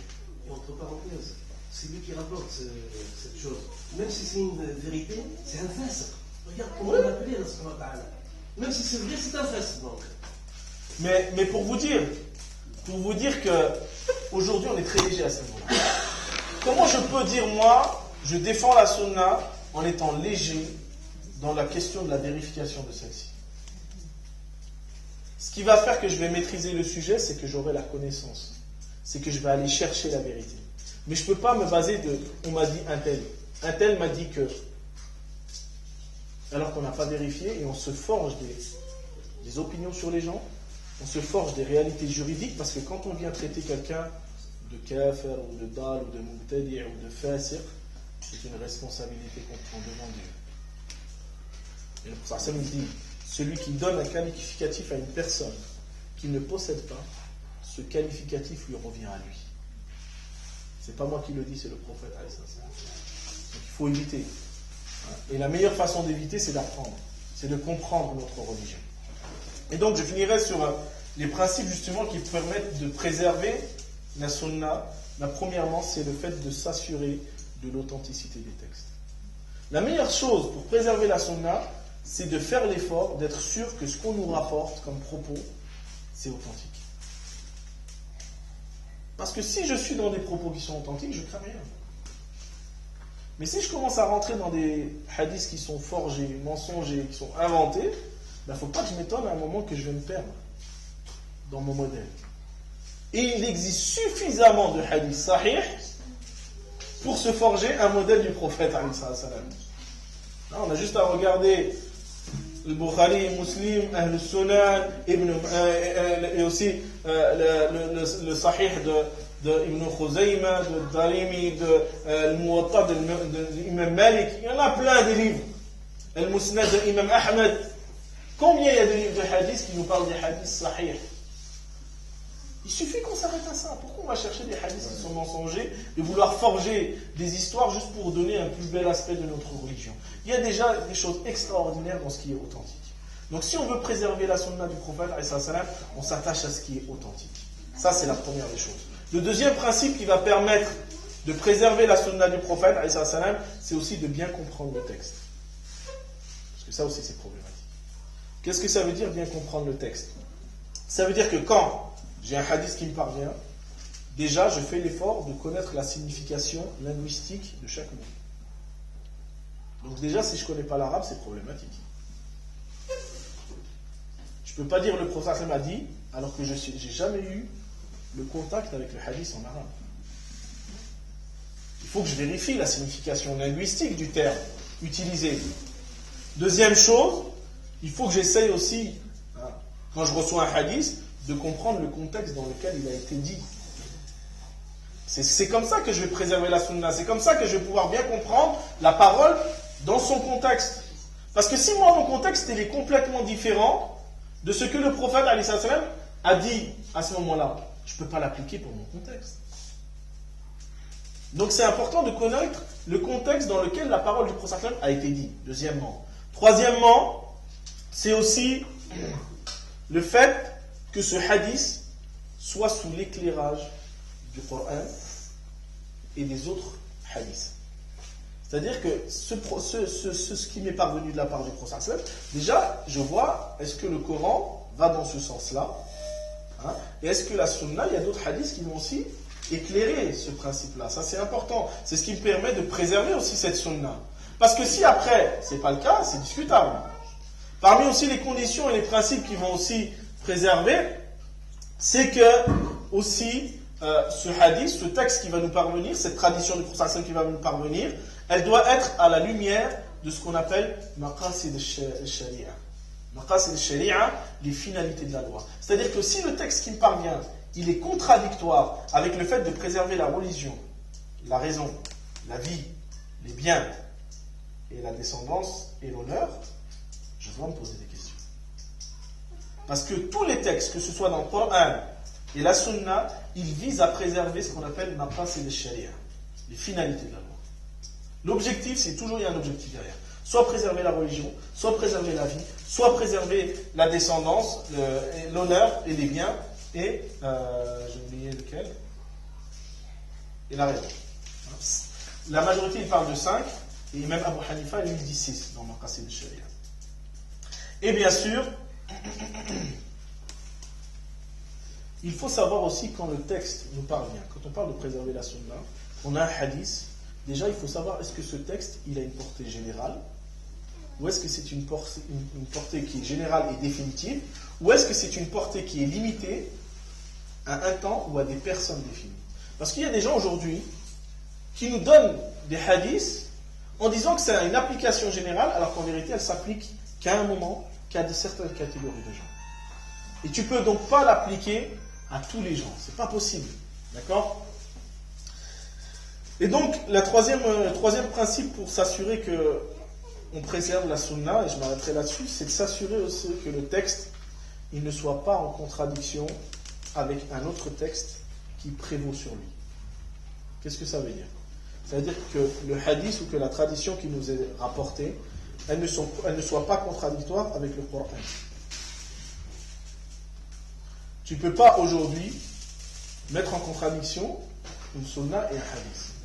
Vous savez, il y a un hadith que beaucoup de savants remettent en question dans le contenu, c'est le fait que le Coran ait dit que celle qui a enterré la fille vivante, ainsi que celle qui a été enterrée, tous les deux seront châtiés en enfer. C'est un hadith. Et les voies de transmission, elles ont l'air sûres. Sauf que ce hadith, il est quand même en contradiction avec le verset, hein,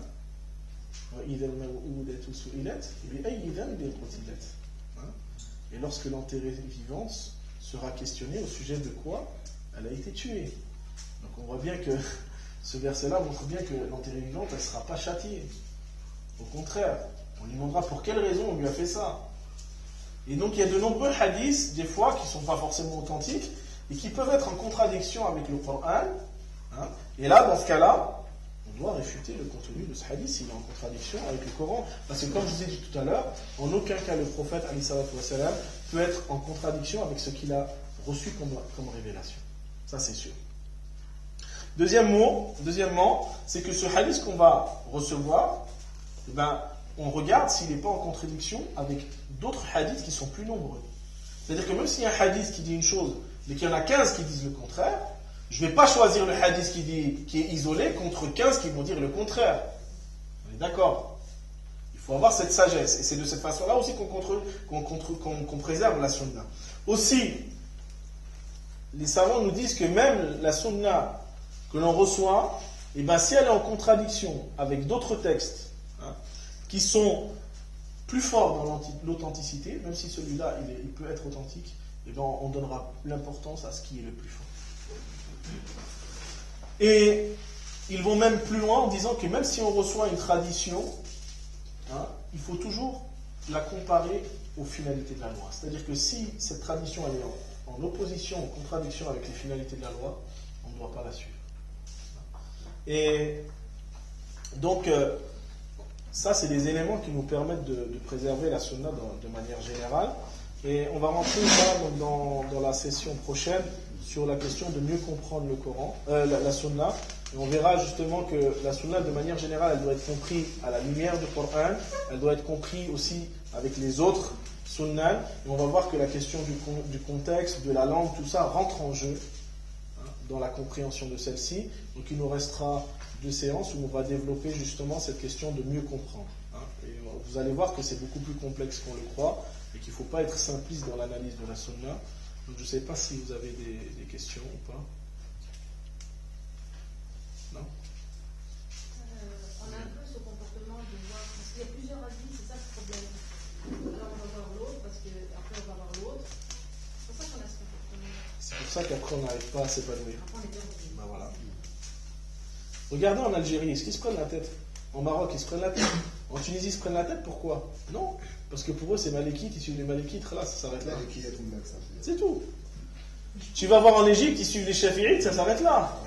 Tu vas voir au Comores, ils suivent Imam Shafi'i, ça s'arrête là. Tu vas en Inde, ils suivent Abu Hanifa, ça s'arrête là. Mais nous, le problème, c'est qu'il y en a pas mal qui connaissent l'arabe, ils regardent la parabole, donc c'est les wahhabistes, je sais pas quoi. Après, il y a là-bas, après, il y a les Malikites, après, on regarde la chaîne algérienne, c'est Malikite. On est perdu. Non, mais c'est pour ça que je vous dis, en vérité, nous, on est dans l'erreur de chercher des solutions ailleurs. En principe, ce devoir-là, il incombe aux imams des mosquées, et le devoir du musulman, c'est de suivre son imam. Oui, c'est avoir une personne de référence. C'est tout. Tu as une mosquée à côté de chez toi, tu as quelqu'un qui te estime, qui peut te répondre à tes questions d'ordre juridique. Pourquoi tu vas chercher 40 personnes? De toute façon, tu vas le voir, si tu le suis, toi, tu es dégagé de toute responsabilité. C'est lui qui porte le meskouliya, c'est pas toi. C'est-à-dire que si même toi tu te trompes, tu n'es pas responsable. Donc pourquoi on se casse la tête forcément à aller voir 100 personnes et de rendre notre religion difficile? Non, maintenant, malheureusement, c'est ça. Subhanallah, moi je me rappelle, il y avait une personne qui était venue me voir. Et elle est venue voir un autre frère. Et puis en fin de compte, en ma présence, j'étais là, il avait oublié qu'il m'avait demandé. Et puis il avait demandé à Cheikh Mohammed, qu'est-ce que tu penses de ça? Et subhanallah, le cheikh il lui répond, il lui dit, mais t'as déjà demandé? Il lui dit, oui, j'ai demandé. Ah oui, mais j'ai demandé à Félix, j'ai demandé à un autre. Il lui dit, si j'avais su que tu leur avais déjà demandé, je t'aurais pas répondu. Il a dit, si j'avais su que tu leur avais déjà demandé, je t'aurais pas répondu. Vous voyez? Nous, il faut qu'on arrête. Il faut qu'on arrête de chercher à droite, à gauche, comme ça, le moindre petit détail, comme je vous disais tout à l'heure, l'histoire de Baqara. C'est ça. Il faut qu'on cherche le petit truc. Non. Si l'imam, il te dit fais comme ça, il le dit et qu'il a ses arguments pour te le dire, et même en vérité, vous savez que c'est mal poli de dire même à ton imam quel est ton dalil. Parce que s'il est imam, s'il a été formé, il sait ce qu'il dit. Il ne va pas te dire faire comme ça juste par faire le plaisir, parce que ça lui fait plaisir, c'est joli. C'est qu'il sait. Et s'il ne sait pas, il te dit, je ne sais pas, Allahu alim. Imam Malik, subhanallah, une personne est venue du Maghreb. Il a traversé tout le Maghreb, Maroc, Algérie, Tunisie, Libye, Égypte, jusqu'à le Médina, et il lui dit au grand imam de Médine, mon peuple m'a envoyé pour te poser telle question. Et quand il lui pose la question, Imam Malik il lui dit, Allahu alim, je ne sais pas. Imaginez-vous, à l'époque, il n'est pas venu en avion Boeing 747. Hein. Il est venu à dos de monture pendant des mois et des mois. Et là, il lui dit, oh grand imam de Médine, j'ai fait tout ce trajet pour que j'amène une réponse à mon peuple. Vous savez ce qu'il lui a répondu? Alors réponds à ton peuple que le grand imam de Médine ne sait pas. Tout simplement. Mais ce problème, c'est un problème parce qu'on voit beaucoup maintenant de jeunes quand ils posent des questions. En fait, les imams, ils leur donnent des mauvaises réponses. Moi, je vois mon petit frère la dernière fois, il m'a dit, mais tu m'as dit ça, mais on m'a dit ça. Et en fait, après, il fait, pourquoi l'imam il dit ça? Et il y a tellement de. En fait, les références maintenant qui sont tellement faussées, parce que justement, il y a des gens qui donnent des réponses qui sont fausses, que ça peut faire peur à quelqu'un qui C'est ce que je voulais dire moi aussi. Mais c'est pour ça que je vous dis qu'il y a une question de confiance. C'est-à-dire, vous estimez, soit vous estimez que la personne à qui vous vous adressez, elle est de confiance. C'est pour ça que je vous dis, ça c'est aussi une chose qu'il faut mettre en avant. Soit la personne, vous estimez qu'elle est de confiance, que vous estimez qu'elle a les capacités de vous répondre, vous lui posez la question, ce qu'elle vous dit de faire, vous le faites, classe. C'est délicat pour les sœurs en général. Ah, et moi, j'ai eu un cas où il fallait demander à Machallah, c'était deux grands, c'est dans le niveau chiffre, hein, dans notre communauté, comme je dis, il y a des astronomes, et ben, il y a eu deux avis différents, et deux avis différents. On a commencé par un avis, et les frères ont voulu, ils avaient une inquiétude, subhanallah, je sais pas, ils ont bien fait de demander, parce que en fait, l'autre s'est trompé. Ça arrive qu'ils se trompent. C'est ce que je te dis, mais même s'il se trompe, Ah oui, c'est vrai, mais plus responsable. Non, c'est pas et qui te dit qu'il s'est vraiment trompé? Aussi. Ça aussi. Ça, d'après toi, il s'est trompé. Mais peut-être que lui, il avait avancé des adil al-fiqhiyya qui lui disaient que tu peux faire ça, sauf que l'autre, pour lui, il n'est pas convaincu de cela. Tout simplement. C'est pour ça que je vous dis, il faut faire très attention.